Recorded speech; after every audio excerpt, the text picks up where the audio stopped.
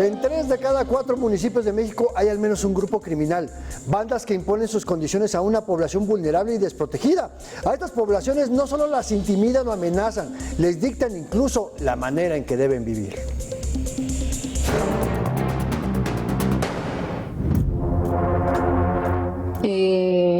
Está muy pesado en cuestión de delincuencia, ¿sí? El famoso cobro de piso.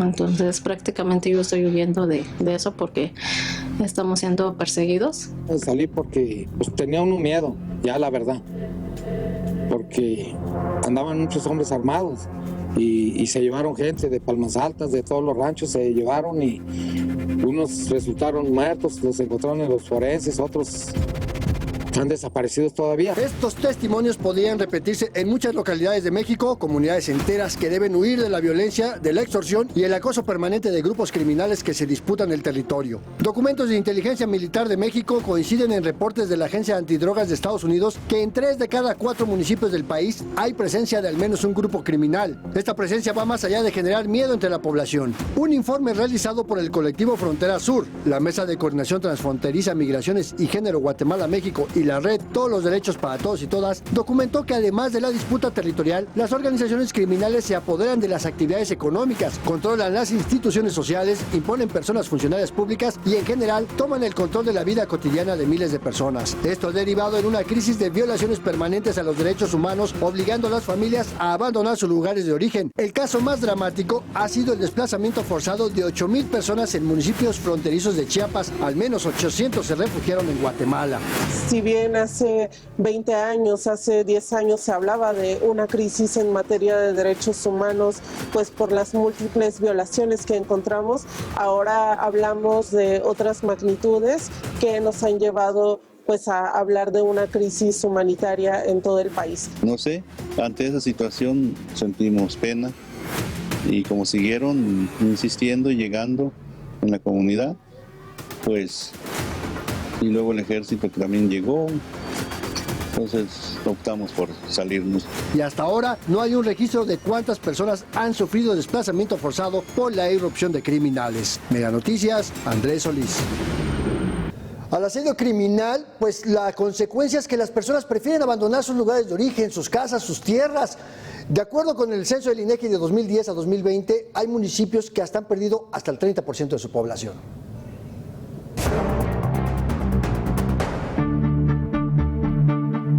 Miren, no hay nadie. Se convirtió en un pueblo fantasma. Somos los únicos que estamos aquí.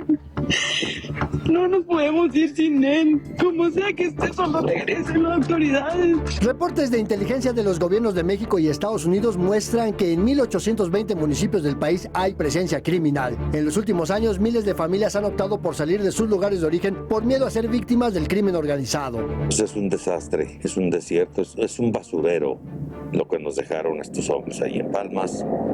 Nos corrieron totalmente, se llevaron muchas personas, otros no regresaron, otros los mataron. A nosotros nos dijeron, se van o los matamos. Entre 2010 y 2020, 662 municipios de México vieron disminuir su población y se ubican en regiones donde la violencia ha sido constante. Aunque la movilidad de personas puede deberse a múltiples factores, como la creación de nuevos municipios, la migración tradicional a campos de cultivo o a Estados Unidos, llama la atención que entidades con altos índices de violencia del crimen organizado experimenten la salida de sus habitantes, familias enteras que escapan del asedio criminal o de los enfrentamientos con las fuerzas federales y estatales. Pues los enfrentamientos siguen. El jueves hubo uno acá por el camino yendo de San Andrés rumbo a Guajicori. Sí vemos pues una desatención ante esta promesa primero y posteriormente pues sí vemos un incremento en la militarización, en pues un ejército, una Guardia Nacional que históricamente han sido muy señalados por graves violaciones a derechos humanos. Municipios como Guadalupe y Maguariche en Chihuahua perdieron 30% de su población en una década, mientras Miacatlán y Puente de Ixtla en Morelos perdieron al 35% de sus habitantes en ese mismo periodo. Otros municipios de Sonora, Sinaloa, Tamaulipas, Coahuila, San Luis Potosí y Zacatecas han perdido del 10 a 20% de sus habitantes, mientras los registros del Secretariado Ejecutivo del Sistema Nacional de Seguridad Pública muestran un incremento de los delitos violentos en ese mismo periodo. Mega Noticias, Andrés Solís. Y mientras crecen los pueblos fantasmas en nuestro país, las policías municipales y estatales son cada vez más incapaces de enfrentar al crimen organizado, que cuenta con mejores armas, equipo y hasta dinero.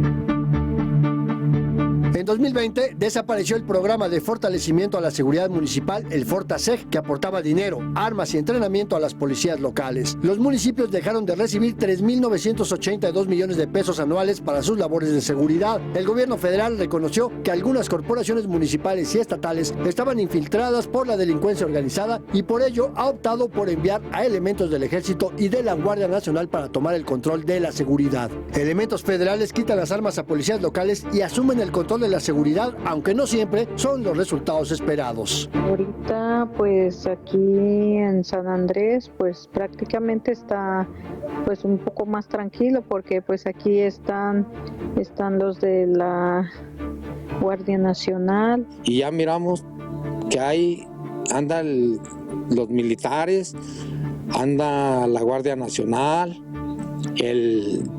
la Policía Estatal, y nos aconsejaron, nos dijeron que ya mañana nos vayamos todos a las comunidades, que nos vayamos a trabajar, que porque ellos nos van a cuidar las 24 horas del día, 365 días. La estrategia de seguridad del gobierno busca mantener la presencia de la Guardia Nacional, pero mejorar la coordinación con los estados, fortalecer las acciones de inteligencia y atender las causas de la criminalidad, aunque organizaciones defensoras de derechos humanos reconocen que será una labor de largo plazo porque los criminales controlan la vida cotidiana, mientras miles de familias siguen abandonando sus hogares, convirtiendo a estas comunidades en pueblos fantasma. Haciéndole frente a la situación, he dado 2 vueltas en esta hora a Chegel y todas las casas están vacías, están bien sus cosas. En el caso de Chihuahua sabemos por lo menos de 110 personas indígenas que ahorita están desplazadas. En el caso de Michoacán, 251 personas, sabemos que hay más, pero este es el grupo de personas que sabemos que en este momento están siendo atendidas. Y el caso de Chiapas pues es muy grave. Las organizaciones locales están reportando tan solo en la región de la frontera 8.190 personas desplazadas. Mega Noticias, Andrés Solís. Para mayor información visítenos en meganoticias.mx y síganos en nuestras redes sociodigitales.